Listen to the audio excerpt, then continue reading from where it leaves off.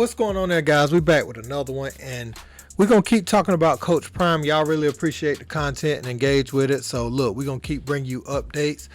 Coach Prime, he showed up to a Colorado basketball game yesterday, and he got all the love in the world, man. But first, we're going to talk a little bit about his impact that he's had so far.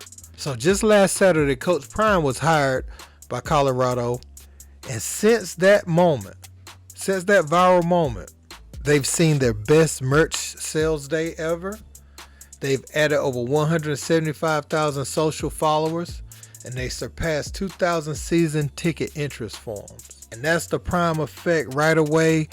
Fan base is very engaged. Colorado football has been down, coming off of 1-11 season, and Coach Prime is there to turn it around, man. And the fans showed how much they loved it. Check this out.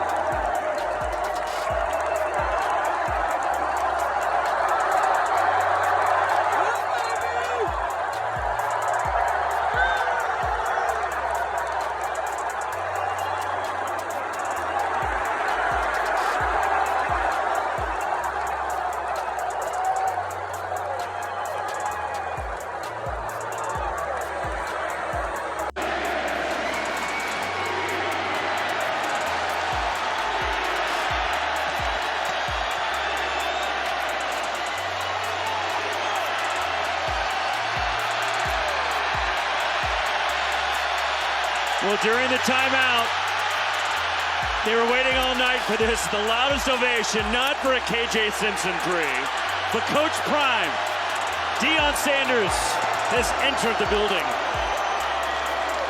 Every coach talks about creating culture, creating an environment, getting enthusiasm, getting the fan base awakened when they take over a job. Rox, you and I have sat with tons of coaches, and that's something they always talk about, but never have I seen an atmosphere like this from a coach just walking in the gym. Amazing.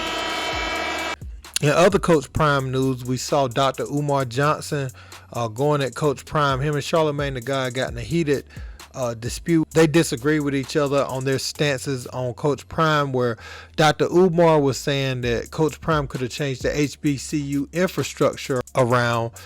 Charlamagne was pointing out some of the things that Coach Prime did while he was there and elevating others, with him to his new position. As you could see, he took another SWAC head coach with him. He took some guys from Jackson State, and he also took several small Division I level African American coaches with him, as well as the others. You know what I'm saying? So check out what they had to say. The reason I'm so personally disappointed in Deion is I thought he was there for a movement, not for money. Meaning, Deion Sanders, the coach of Jackson State, I foresaw a situation where Deion would hire other coaches, other retired black NFL greats to coach other HBCUs. In doing so, you attract our top tier high school athletes to come to HBCU. Maybe. He showed you, Charlamagne. Deion, though. He showed Dr. you. Umar. And his other one's just as one great. of the most famous people ever. And his other one's just as great. So listen. Eddie George at Tennessee State. That's one person. We're talking about a system, not an individual. The revenue of the HBCU goes up, Envy. As a result of the revenue going up, Charlamagne, the schools got more money. They don't have to subject themselves to closure. They don't have to subject themselves to being dependent on white money. You got HBCUs at risk of being closed. I read something that said almost a half of them. A half may not survive the decade. HBCUs chronically underfunded. Of course. Were they chronically underfunded before Deion? Yes. Yes. Will they be chronically underfunded after Deion? Yes. Absolutely. What are those reasons that they're chronically underfunded? We don't get Because back. we as black men have not come together to create the funding source to make sure they survive. I don't want to hear about the government. So you got low alumni donors, Okay. right? Okay. Low endowments. Correct. That's a us problem. When he went to Jackson State for $1.2 million for 4 years and said, you know what, y'all Didn't even stay for 4 years. But listen, y'all take half this salary and go $600,000 build a back better into a facility. go build a better facility for students, and he got to pay back $300,000. And after all that, I'm still going to leave Jackson State for a super white college that got a 1.6 black student. But you ain't let me finish my point. Rate. No, How can you say he's about 1.6 black students, which means the only blacks on that campus are the athletes, and you're going to tell me that that's a step up? You sold us out for money, bro. Now, I don't think anybody's going to actually agree. You're not going to get 100% or a vast majority on either side of this argument. You got people that feel the way they feel for different reasons. What I will say, because I've given my stance on this several times, what I will say is a lot of people probably should just wait and see what all comes out of this. A lot of people is looking at it as he just used the HBCU, to generate the machine that he's generated to get a bigger job. We have to just see how this all plays out. He's elevated others with him that's going to get that pay increase. So was the pay increase just about Prime, or was it about some of his guys he's cool with getting a bigger payday in coaching as well? I mean, Coach Taggart, he's coached at big programs, but not all of these African-American coaches has had the same level or enjoyed the same level of success as Deion or some of the coaches that have played in the league. I think Kevin Mathis played in the league too. So, some of these guys, they've seen these type of paydays, but they haven't seen them as coaches, or they've served short stints at bigger programs as coaches. And most of them haven't been like the head coach. So in my opinion, I like what he's doing.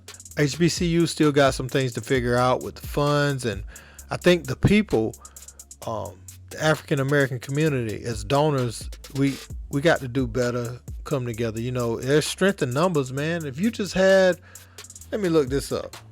It says in the 2020 census there was 135,069 African Americans in Jackson, Mississippi, right? What if, let's say 100,000 of those people donated, just say the smallest number, $10 additional to the program every year. That's $1 million right there. And if 100,000 could donate $100 to the program, I mean, you see what I'm saying? So to get Coach Prime to stay, I mean, if we would have donated like that, I don't think he probably wouldn't have had to go nowhere right away.